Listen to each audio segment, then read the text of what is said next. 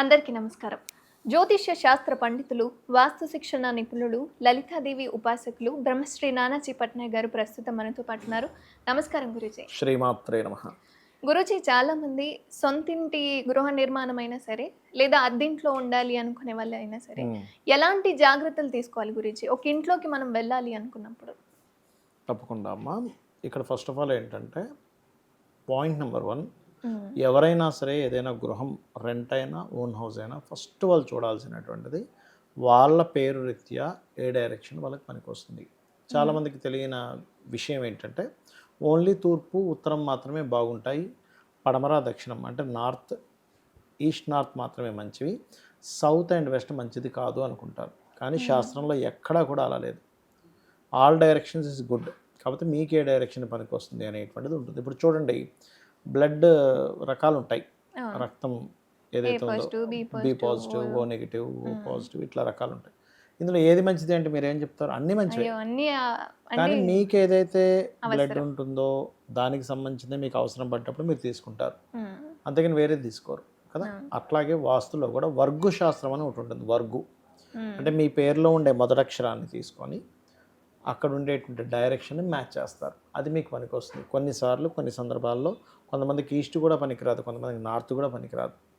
అట్లా first point number 1, మీ పేరులో ఉండే మొదటక్షరాన్ని వర్గులో ఉండే అక్షరాన్ని తీసుకొని మీ పేరుకి ఏవి డైరెక్షన్స్ పనికి వస్తాయనేది చూసుకోవాలి.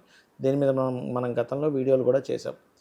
అన్ని పేర్లకి చేసాం, అంటే వాళ్ళ మొదటక్షరం ద్వారా. ఒకటి. రెండో విషయం ఏంటంటే ఆ పాయింట్ డైరెక్షన్తో పాటు మెయిన్ డోర్ పదం ఎక్కడ పడిందో కరెక్ట్గా తెలుసుకోవాలి. దాన్ని మీరు శక్తి చక్రం అప్లై చేసి ప్లానింగ్ అప్లై చేసుకొని చూసుకోవచ్చు. అది పాయింట్ నెంబర్ 2. మూడోది ఏమిటంటే ఫస్ట్ ఆఫ్ ఆల్ మీరు లోపలికి వెళ్ళినప్పుడు అక్కడ అది రెంట్ అయినా ఓన్ హౌస్ అయినా ఒకటే గుర్తుపెట్టుకోండి. చాలామంది ఏమనుకుంటారంటే రెంట్ అయితే ఎక్కువగా పనిచేయదేమో, ఓన్ హౌస్ అయితేనే పనిచేస్తుందేమో అనుకుంటారు. మనందరికీ ఒక అనుభవం ఉంది. ఏమిటది అంటే మనము ఏదైనా ఒక ఇంటికి వెళ్ళినప్పుడు మన లైఫ్ చేంజ్ అవ్వడం చూస్తాం. అది బ్యాడ్ కావచ్చు, గుడ్ కావచ్చు. ఇంటికి వచ్చాక చాలా బాగుంది అంటారు కొంతమంది. అబ్బాయి ఇల్లు మారినప్పుడు చాలా తలనొప్పి అయిపోయింది అంటారు కొంతమంది. మరి అలాంటప్పుడు రెంట్ ఇల్లు కూడా పనిచేస్తుందని అర్థం కదా. ఇంటి యొక్క వాస్తుందో లేదో మీకు అక్కడే అర్థమైపోతుంది. అవును, కొంతమంది యజమాని వేరే వాళ్ళు ఉంటారు కదా, మనం ఉంటే ఏముంది లే వాళ్ళ మీద ఉంటుంది. కానీ ఇక్కడ ఒక చిన్న ఎగ్జాంపుల్ చెప్తాను చూడండి. నా దగ్గర ఒక 2 వీలర్ ఉందనుకోండి. మా ఫ్రెండ్ నా 2 వీలర్ వేసుకొని వెళ్ళాడు, కింద పడ్డాడు. దెబ్బ ఎవరికి తగులుతుంది? నాకు తగులుతుందా? అతనికే పడ్డతనే తగులుతుంది. బండి అయింది కదా అని చెప్పి దెబ్బ తగలకుండా ఉండదు. అవును, అదొకటి పాయింట్. ఇంకా మరొక విషయం ఏంటంటే లోపల ఏ వస్తువు ఎక్కడ ఎలా వాడుకోవాలనేది తెలుసుకోగలరు. అది ఇంకొంచెం ఇన్డెప్త్ సబ్జెక్ట్. ఈ రకంగా మొట్టమొదటిగా మనం ఏదైనా ఒక గృహం తీసుకునేటప్పుడు డైరెక్షన్, డోర్ యొక్క పదము, లోపల బాత్రూమ్ లెట్రిన్స్ ఎక్కడ ఉన్నాయి, అది మోస్ట్ ఇంపార్టెంట్. ఎందుకంటే మనకు తెలియకుండానే పెట్టకూడని ప్రదేశంలో బాత్రూమ్స్ నిర్మాణం చేసుకొని తద్వారా అనేకమైనటువంటి ఇబ్బందులు తెచ్చుకుంటున్నాం. కాబట్టి పర్ఫెక్ట్గా పడమర వాయువ్యం అంటే వెస్ట్ నార్త్ వెస్ట్, అంటే దక్షిణ నైరుతి, సౌత్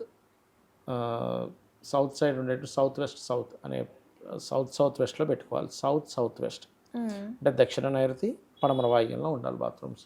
ఇట్లాగా ఇంట్లో చాలామందికి ఏంటంటే చూడ్డానికి ఇల్లేమో మంచిగానే కనిపిస్తుంది, ఆగ్నేయంలో కిచెన్ ఉన్నట్టు కనిపిస్తుంది. కానీ ఒక్కోసారి ఇది బాగా టిల్ట్ అయిపోతుంది. అంటే ఒకటేసారి కంప్లీట్గా ఇటు సైడ్ 340 degrees అట్లా టిల్ట్ అయినప్పుడు చూస్తే ఆగ్నేయం ఉంటుంది కానీ అది ఆగ్నేయం కిందకి రాదు. అలా ఎన్ని డిగ్రీస్ టిల్ట్ అయింది, లోపల ఏ రూమ్ ఎక్కడ పడింది, ఇలాంటివన్నీ ఇన్ డీటెయిల్డ్గా మనం ఒక ప్లానింగ్ తీసుకొని దానికి శక్తి చక్రం అప్లై చేసి 16 డైరెక్షన్స్ కరెక్ట్గా ఉన్నాయో లేవో చూసుకోవాలి. చాలామంది ఇవేమీ చూడకుండా కేవలం రూమ్లోకి వెళ్ళి ఇక్కడ కిచెన్ ఉంది, ఇక్కడ బాత్రూమ్ ఉంది, ఇక్కడ రూమ్ ఉంది, ఫైన్ అంటారు. అది వాస్తు చూసే పద్ధతి కాదు. కంఫర్టబుల్ జోన్ చూసుకుంటారు ఎవరికి వాళ్ళు. అంటే కామన్గా చూస్తారు. ఏముంది వాస్తు అంటే ఏముంది, 2 రూమ్లు ఉంటాయి, ఒక బాత్రూమ్ ఉంటుంది, ఇంకో బాత్రూమ్ ఉంటుంది, కిచెన్ ఎంట్రన్స్ ఉంటుంది అనుకుంటారు. అది కాదు. ఇంట్లో ప్రతి వస్తువు యొక్క ప్రభావం వాస్తు మీద ఉంటుంది. ఒక టీవీ పెట్టే ప్రదేశంలో పెట్టకపోతే వాస్తు ప్రభావం పడుతుంది. బాత్రూమ్ ఉండే ప్రదేశంలో ఉండకుండా వేరే ప్రదేశంలో ఉంటే ఆ ఇంట్లోకి వెళ్ళినప్పటి నుంచి నష్టం వస్తుంది. ఉన్న ప్రదేశంలో కరెక్ట్గా ఉండగలిగితే నష్టం రాదు. చిన్న ఎగ్జాంపుల్ చెప్తాను చూడండి. ఒక ఇయర్ ఫోన్ ఉంటుంది.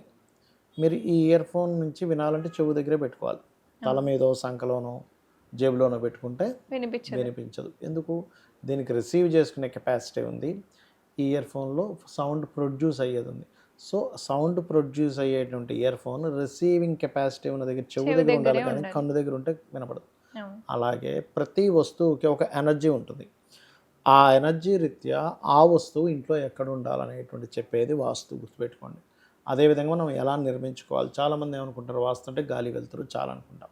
ఇంకా ఉట్టి గాలి వెలుతురు అయితే ఇంకా వాస్తు ఎందుకు అవుతుంది అది? అవును. ఇన్ని మార్పులు ఎందుకు అవుతున్నాయి? ప్రతి ఇంటి దగ్గర గాలి వెలుతురు ఉంటుంది. మరి గాలి వెలుతురు ఉన్న ఇంట్లో నేను ఒకటే అడుగుతాను ఎవరినైనా కూడా, ఉట్టి గాలి వెలుతురే వాస్తు అయితే గాలి వెలుతురు ఉన్నటువంటి ఇళ్ళల్లో అందరూ హ్యాపీగా ఉండాలి. గాలి వెలుతురు లేనటువంటి ఇళ్ళల్లో ఎవరు హ్యాపీగా ఉండకూడదు ఈ ఫార్ములా పరంగా అయితే. అవును. శాస్త్రంలో ఎక్కడా కూడా విశ్వకర్మ ప్రకాశిక అనేటువంటి గ్రంథంలో ఉట్టి గాలి వెలుతురే అని రాయలేదు.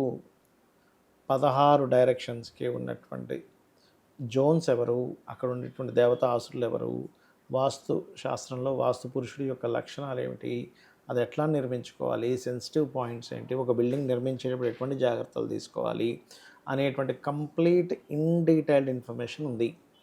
కాబట్టి ఈ రకంగా చూసుకొని ఎవరైనా సరే ఇంట్లోకి వెళ్ళాలి. అదేవిధంగా ఏదైనా ఇంట్లోకి వెళ్ళినప్పుడు మనకి ఆ ఇంట్లోకి వెళ్ళినప్పటి నుంచి నిద్ర సరిగా పట్టట్లేదంటే ఖచ్చితంగా ఆ ఇంట్లో వాస్తు దోషం ఉంది. అలా అని వాళ్ళకి రెగ్యులర్గా ఎప్పుడున్నా నిద్ర పట్టదంటే దట్ ఈస్ నాట్. డిఫరెంట్. వాళ్ళకి కామన్గా చిన్నప్పటి నుంచి అదే అలవాటు ఉంటుంది కొంతమందికి, అసలు నిద్ర పట్టదు. అవును. అలాంటి వాళ్ళని తీసుకోకూడదు. ఎప్పుడు కంఫర్ట్గా నిద్రపోతానండి బట్ ఈ ఇంటికి వచ్చినప్పటి నుంచి నిద్ర అస్సలు రావట్లేదంటే సంథింగ్ ఈజ్ గోయింగ్ రాంగ్ అనేటువంటి తెలుసుకోవాలి. ఓకే. ఆ ఇంటికి వచ్చినప్పటి నుంచి పనులన్నీ ఆగిపోతున్నా కూడా ఆ ఇల్లు వాళ్ళకి సెట్ అవ్వలేదని అర్థమైపోతుంది. అంటే ఇండికేట్ తెలుస్తుంది. పనులు అవ్వవు, ఉద్యోగం ఉన్న ఉద్యోగం పోతుంది, ఆర్ సమ్టైమ్స్ నిద్ర పట్టదు, సమ్టైమ్స్ అన్ని బ్యాడ్ న్యూసెస్ కంటిన్యూస్గా వింటూ ఉంటారు. బట్ ఇక్కడ ఏంటంటే 2 విషయాలు జాగ్రత్త తీసుకోవాలి. ఒకటి ఇంటి వల్ల అవుతుందా లేకపోతే వాళ్ళ జాతకంలో ఏమైనా దశ మారిందా కూడా చెక్ చేసుకోవాలి. ఒక్కొక్కసారి దశ మారడం వల్ల అవుతుంది, ఇంటి వల్ల అవ్వదు. ఆ యొక్క డిఫరెన్సెస్ తెలుసుకోకపోతే కూడా ఇబ్బంది వస్తుంది. కాబట్టి ఈ జాగ్రత్తలు తీసుకోవాలి మెయిన్గా. చాలా చక్కటి అంశాలను మాతో పంచుకున్నారు గురించి. ధన్యవాదాలు. శ్రీమాత్రే నమః.